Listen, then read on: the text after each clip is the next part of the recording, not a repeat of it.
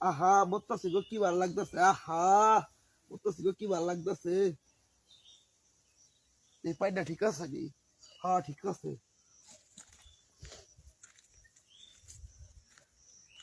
কি রে এটা আমাগো মরতে গেলা রে, আমাগো মরতে গেলা রে।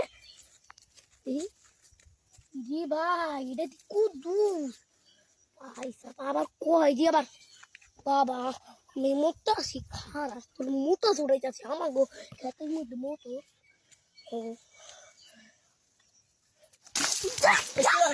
আমার ডাকতে দিল।